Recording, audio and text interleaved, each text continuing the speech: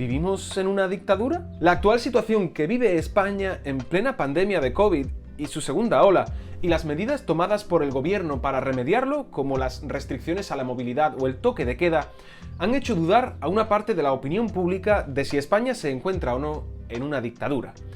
A poco que uno entre en Twitter, por ejemplo, puede encontrarse tal vez con algo como esto.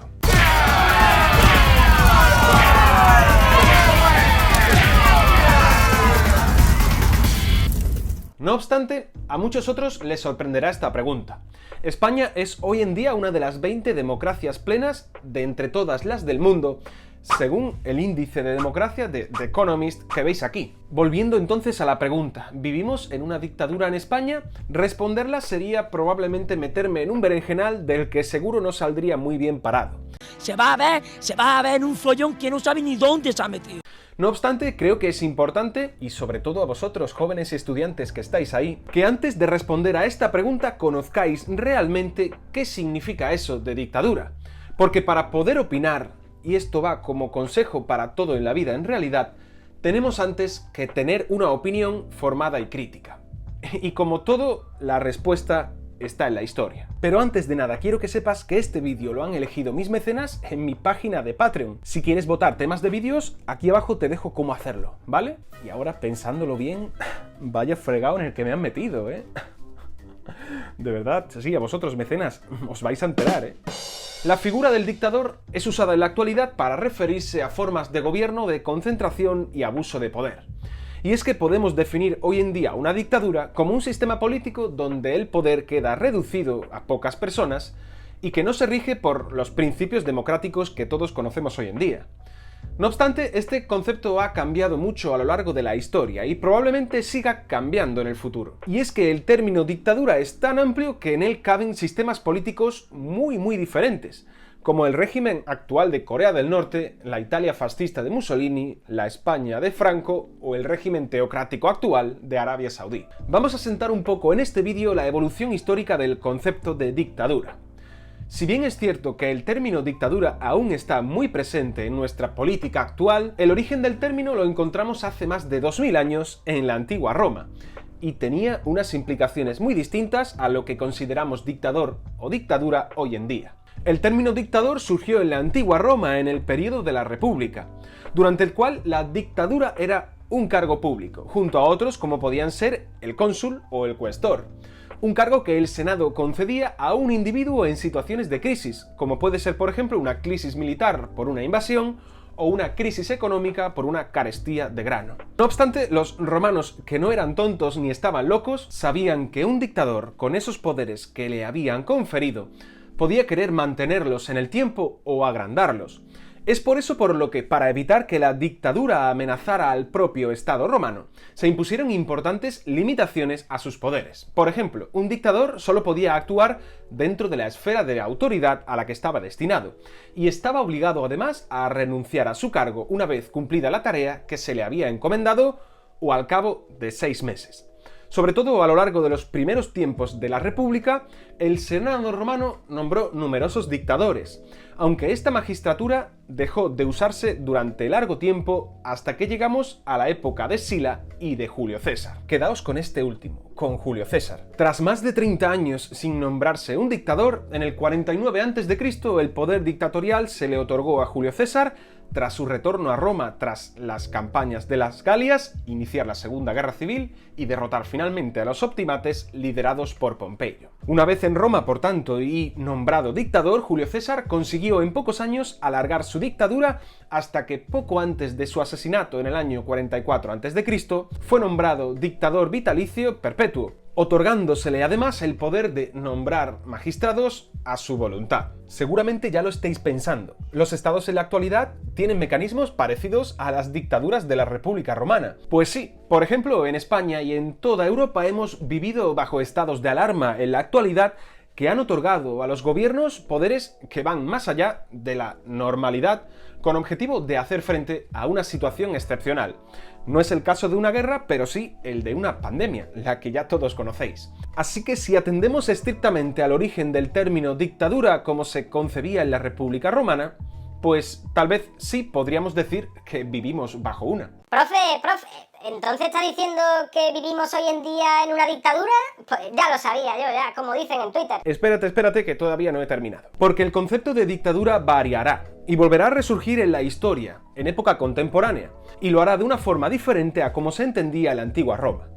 El asesinato de César puede entenderse como un intento del Senado y de la legalidad republicana por hacer frente a aquel al que llamaron tirano. Y su recuerdo tiene la culpa de que todos asociemos precisamente al dictador como lo hacemos, porque Julio César marca la diferencia entre el significado original del término como un cargo público y su concepción moderna como tirano. La historia ya no alumbró a más dictadores, sino a reyes y emperadores que asumieron poderes absolutos a lo largo de los siglos, muchos de ellos disfrazando con su poder regio a un régimen dictatorial, como puede ser el caso, por ejemplo, de Napoleón Bonaparte. No obstante, fueron los albores del siglo XX los que alumbraron nuevos regímenes basados en un poder personal y ausentes de controles democráticos. Si las dictaduras de nuestra época contemporánea son tan diferentes, ¿qué lazos en común tienen para que llamemos a todos estos regímenes como dictaduras? Veamos cuál es la receta para crear un régimen dictatorial.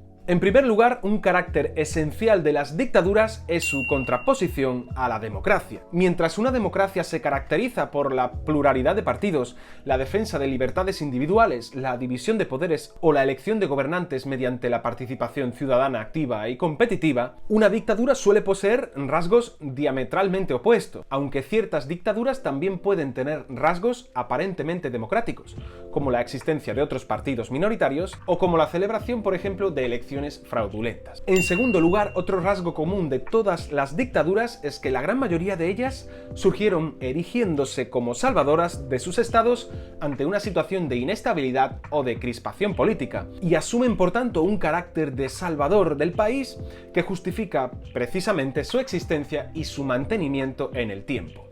Así, la dictadura de Franco, por ejemplo, en España, se justificaba ante la inestabilidad política y social de la Segunda República, de la misma forma que Hitler llegó al poder con el mensaje de salvar a Alemania de la República de Weimar. En tercer lugar, con el fin de salvar al país, como decimos, el dictador o su grupo, que asume el poder, se asegura para sí todos los mecanismos del poder, controlando y designando el poder legislativo y judicial y asumiendo para sí el poder ejecutivo. Como cuarto rasgo, las dictaduras han hecho uso de la violencia, normalmente con objeto de afianzar su poder y reprimir cualquier disidencia o resistencia del pueblo.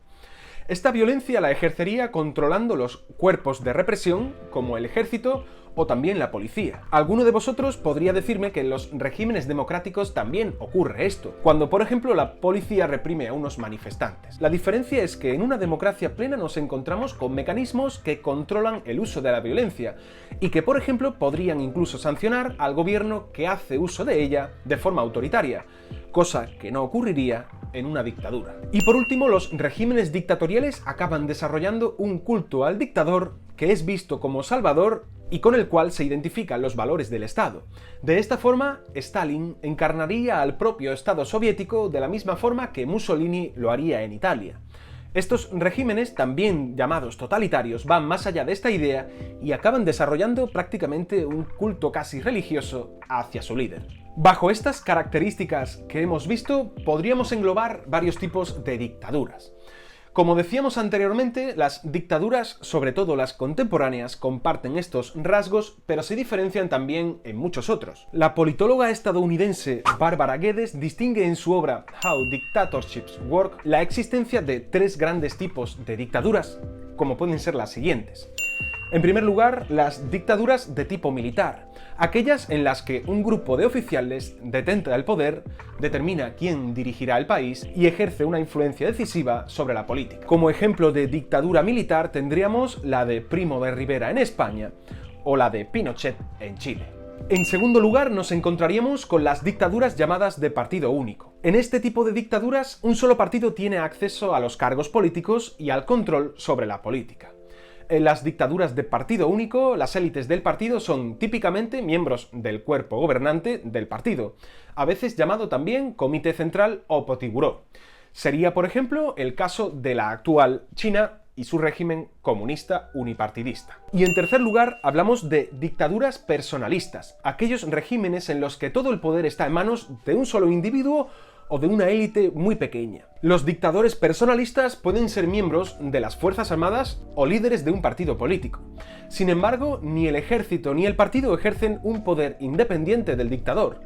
En las dictaduras personalistas, además, el cuerpo de élite generalmente está compuesto por amigos cercanos o familiares del dictador, que por lo general son seleccionados a dedo por este para cumplir sus puestos de poder. Bajo esta clasificación encontraríamos, por ejemplo, la dictadura de Salazar en Portugal o la de Franco en España. No obstante, si pensamos en este último ejemplo, nos entrarían probablemente muchas dudas sobre dónde situar la dictadura de Franco. Y es que la dictadura de Franco fue también una dictadura militar, y en cierto modo funcionó de forma unipartidista con la Fête de las Cons como único partido del régimen. Es por tanto por lo que Guedes también añade una cuarta clasificación de las dictaduras nombrándolas como dictaduras híbridas, aquellas que combinan cualidades de las anteriores. Aquí podríamos encuadrar también a las dictaduras fascistas de Mussolini y Hitler o a la Unión Soviética de Stalin, en las cuales encontraríamos una estructura de partido único combinado, por ejemplo, con un régimen fuertemente personalista. Si atendemos a toda esta clasificación, es muy difícil identificar a la mayoría de los países occidentales actuales como una dictadura, entre ellos, por ejemplo, a España. No obstante, en muchos lugares del mundo en los que supuestamente nos encontraríamos con una democracia, hablamos en realidad, según The Economist, de regímenes híbridos en los que se mezclan características de democracias y autoritarismo, o donde no se dan unas mínimas garantías para hablar de un régimen democrático, por lo que hablaríamos de un régimen autoritario, en los que tal vez habría hasta una falsa ilusión de democracia, mientras países como Turquía o Bolivia serían considerados como regímenes híbridos, buena parte de los países africanos y Oriente y gigantes como Rusia o China son considerados por The Economist como autoritarios. Asimismo, en muchos países con tradición democrática está ocurriendo una deriva hacia el autoritarismo mediante la acción de algunos líderes y movimientos políticos que han puesto en jaque a las normas democráticas liberales tradicionales, como pueden ser, por ejemplo, Jair Bolsonaro en Brasil o Viktor Orbán en Hungría. Sus gobiernos tienen conflictos con pilares democráticos como la libertad de prensa o la separación de poderes. Y ahora podemos preguntarnos, ¿es este también el caso de España y de los países occidentales que están aplicando fuertes restricciones por las medidas contra el COVID? Para responder a esta pregunta podemos volver de nuevo a la antigua Roma. Como entonces, estos estados en la actualidad contemplan medidas temporales de excepcionalidad como eran los de las dictaduras de entonces, y como son ahora, por ejemplo, los estados de alarma. Ello confunde tal vez a quienes ven en estas medidas, como por ejemplo el toque de queda, propias de un régimen dictatorial, cuando en realidad un estado de alarma es, al igual que la dictadura republicana romana, un mecanismo que el propio Estado contempla dentro de su legalidad y que también controla, ya que este tipo de medidas deben ser aprobadas por los representantes del pueblo elegidos en los parlamentos, como por ejemplo el Congreso de España, y son vigilados además por los tribunales que se encargan de velar por el cumplimiento de las leyes esenciales, como también en el caso de España hablamos del Tribunal Constitucional. Para que hablemos de la instauración de una dictadura como hoy contemplamos este término, teniendo como ejemplo los regímenes citados anteriormente en el siglo XX, habríamos de encontrarnos con las características que hemos visto en ellos, con objeto además de perpetuarlas en el tiempo de forma indefinida, por ejemplo, como era el caso de todas las dictaduras.